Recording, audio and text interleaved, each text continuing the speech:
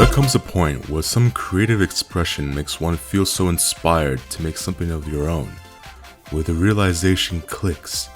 If someone like yourself can make it, then you can too. It's scrappy, it's weird, but undeniably speaks to you on a deep level. This is what happened to me.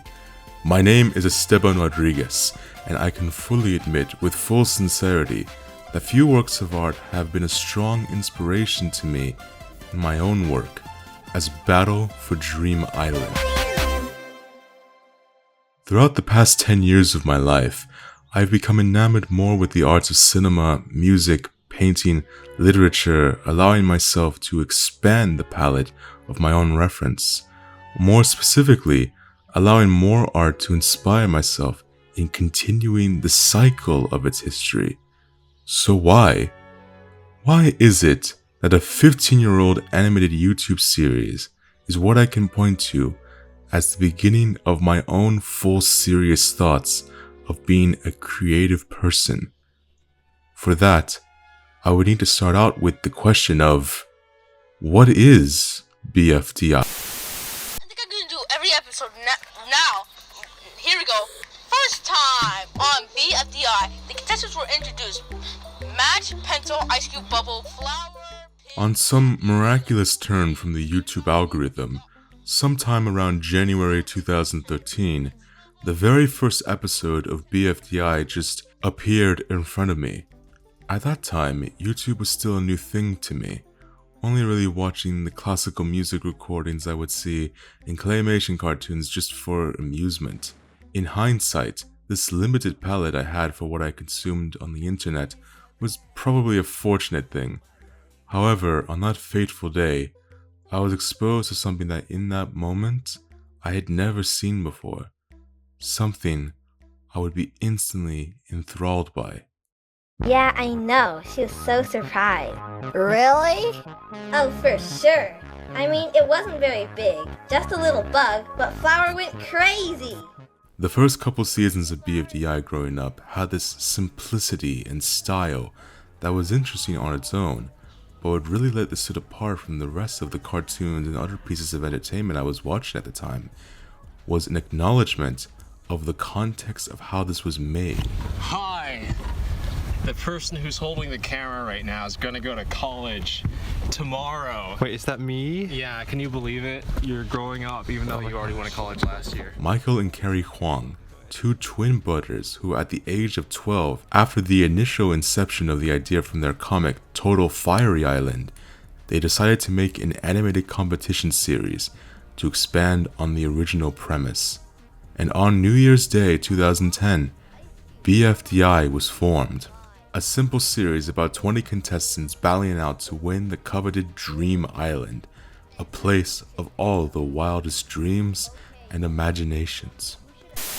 Say, Esteban, why are you not playing the clip of me explaining what Dream Island is from Season 1 Episode 1 Take the Plunge? Hey, wait, what? Speaker box? What are you doing? You're not even supposed to be here yet. I was saving your cameo to the end of the video. What did I tell you if you called me speaker box again? You know I find it offensive. Ugh, does it really matter? Just like everyone calls you that. They call you like the great faceless robot. It's like, why do you get so sensitive over everything? You're supposed to have no emotions. That's it. You'll be hearing from my lawyer soon. Oh, well, now I'm getting sued. Okay. Oh, alright. Wait a minute. You never said you had a lawyer. Who the hell is your lawyer? He's the one who helped sort out my budget cuts. Oh, well, that makes the entire series make way more sense. Goodbye. What the hell? What do you say? Are you actually being for real right now? Of course, the more obvious inspiration for the structure of the show was Total Drama Island, with its contests and eliminations every episode until one contestant remains to win the grand prize. Yet there was one other reference I took from this series, which I imagined in a subconscious level was the basis to my attraction to it in the first place. Wabbit season! Duck season! Wabbit season! Wabbit season! Duck season! Fire!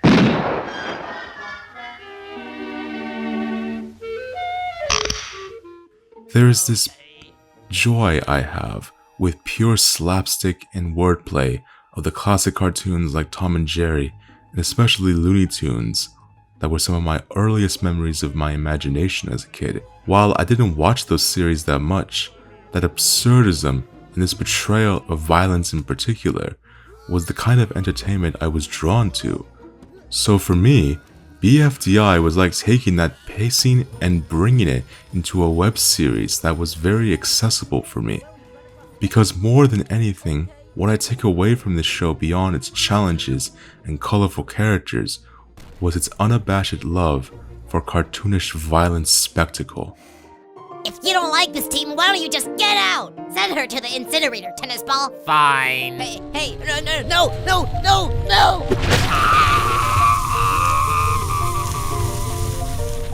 OMG, Goful, you did not just do that. You wanna go there too? No. Listen, Max, my factory, my rules. The series has a very simple rule system. The characters, based on real inanimate objects, are anthropomorphic sentient beings that respond mostly in the same way as our realist counterparts. All the while in this world, there are machines called recovery centers that can bring anyone back to life, practically in an infinite amount of times. Thus, as soon as they become used to this system, the characters in situations that have limitless possibilities enact the most outlandish and hilarious deaths the human mind could possibly imagine. It's incredible. Why the need for so much gruesome graphic violence? Why not let us imagine Because a it's little of so it? much fun, Jan. Get it? Ha! Yes!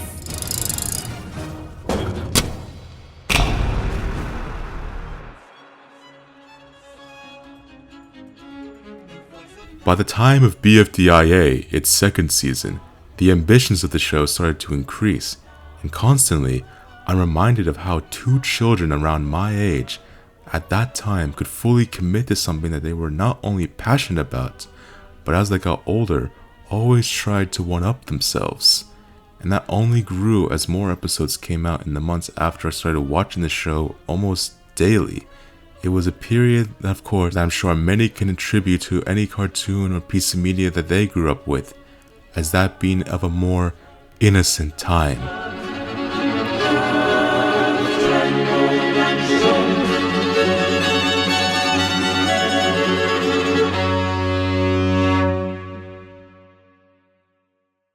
However, this would be postponed. Hi, we're taking a break from BFDI. With the school year starting up again, we won't have as much time as we did before to work on BFDI. The announcement of what would become a 3-year hiatus after the release of BFDI A5E, it of course was incredibly odd as a child to not have any more episodes released at that time, and thus I simply waited by rewatching, discovering other things, and growing up. But little did I know that the hiatus caused from that decision would lead to the end of one era and into another. Ruby, you forgot to remove the lens cap this time. How can I trust you to be my camera gem when you mess up simple things like this? I don't know what a lens cap is, but I'm sorry. BFDI would return in some form, and then go on break, and then return again. Rinse and repeat. I vividly remember this period as the one where now, with more interest in my mind, that I didn't feel obligated to watch any of the new material, especially as new seasons came along, new styles, and what was seemingly an entirely different form of making the series. So thus, there was this long period of time where anything related to BFDI simply flew under my radar.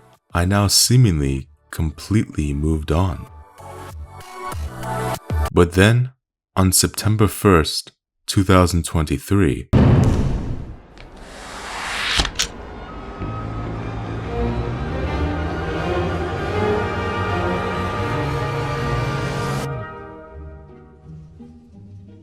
I honestly gave up all hope that the coveted BFDI A6 episode would ever release. But on that day, getting a recommendation for the new release was enthralling.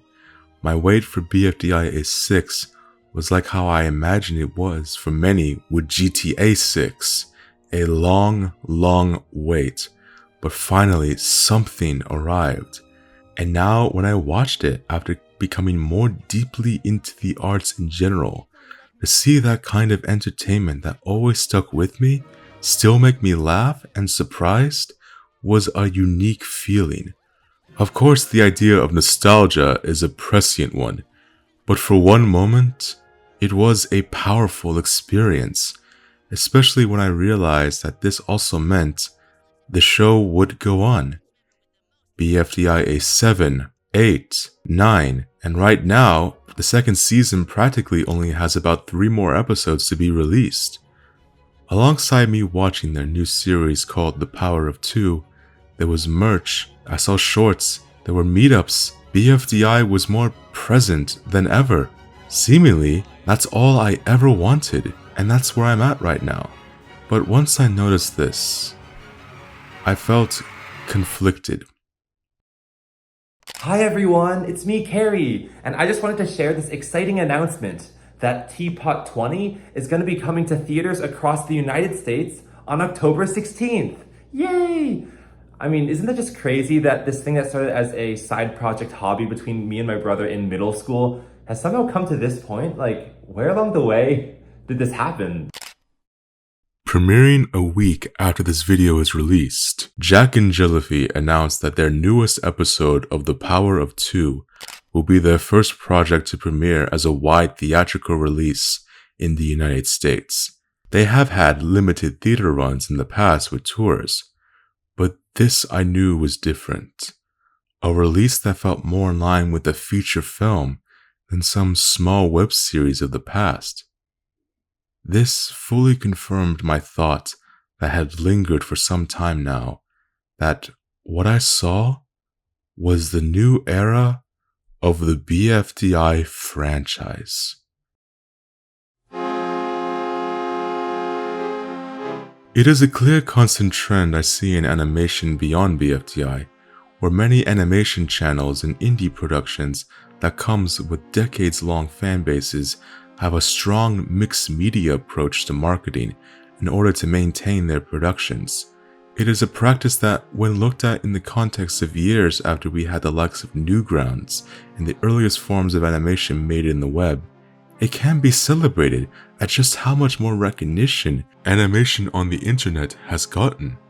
Yet, then when it comes to BFDI's effect, it makes me think about how my dream was to see BFDI-A completed, to have more episodes come out, to have all the BFDI I could ever hope for. And 10 years later, my dream came true. But then what? Now I know there will always be a guarantee that new episodes, tours, merch, more content will be made practically every month. If there's one thing I can say that with a new BFDI episode, for me, it was always this monumental event, even when it was only 13 minutes or so, because I treated that time with such preciousness. So I suppose I do feel that it has been slightly lost with time, not as special as it once was.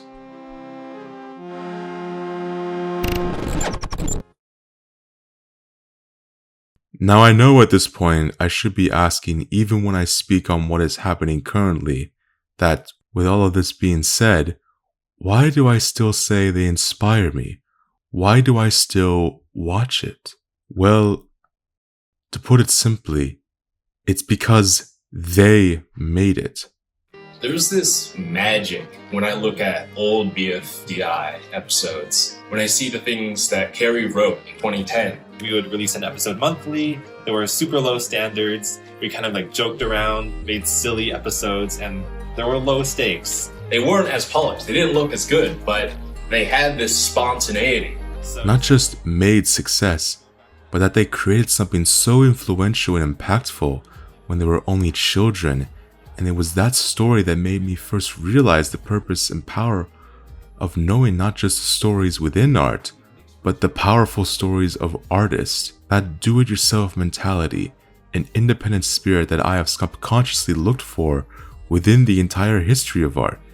because it may seem odd that I speak on them within this grand portrait, and sure, they may not even reach that importance, but when we look at the stories of all things that inspire us, not just the magic of creation, but how it came to be, the sacrifices and the need to achieve what you want will always be a cornerstone to any art that is meaningful, and we must never forget that. That is ultimately my takeaway at the end of this road for now, because BFDI's story has not ended, nor has my love for it. I may have my criticisms with several episodes and several ideas that they have, but I can't deny that even today, they can still amaze me.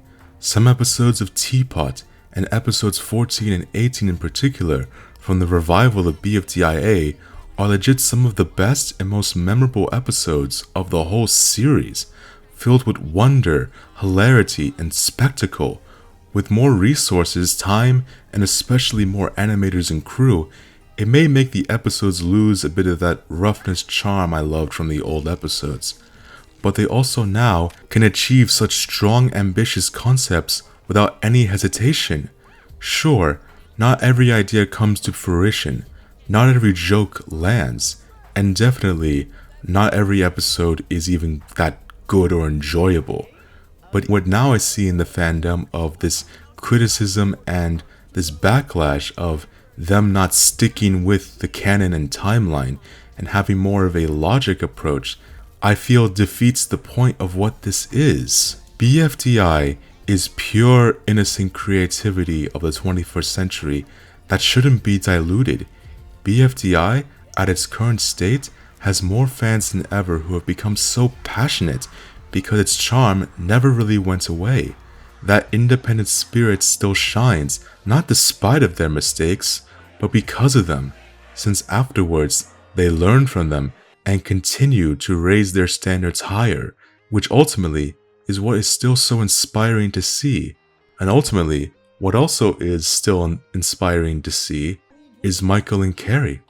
Even when they appear more on camera and have shown to be more public, they still maintain a level of sincerity and barely have a boastful attitude, as they are still at the end of the day, two nerdy brothers who have a unique perspective and that childish passion to want to make the quality entertainment for many.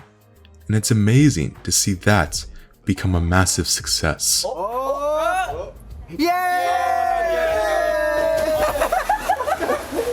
There honestly is still so much I could say about BFDI, like how I didn't even mention what came out of it, like the OSC, a community of animators and creators putting their spin on the formula, and just recently having a slew of series making their own unique visions on what an object show looks like, which probably was the first time I ever was aware of a community of fans. But ultimately, BFDI's legacy for me personally was to realize the power of the do-it-yourself mentality and that childlike spirit that never would go away, even when I experienced the most sophisticated works of art. I see that many of them I imagined had that blissful spirit that I learned all the way from the Huang twins. Of course, I wouldn't outright say that BFDI is the greatest piece of art ever made, nor would I even say it's my favorite piece of art ever made to this day, but it is perhaps one of the few pieces of art I feel the most gratitude towards personally, not because it's perfect, but how its imperfections showed me the true beauty of human creation, which I still do today. And as I still create art and strive to inspire others the same way I was all the way back then, all I can say to those who have inspired me with this series is just thank you. And I hope you still have that imagination and strive to create.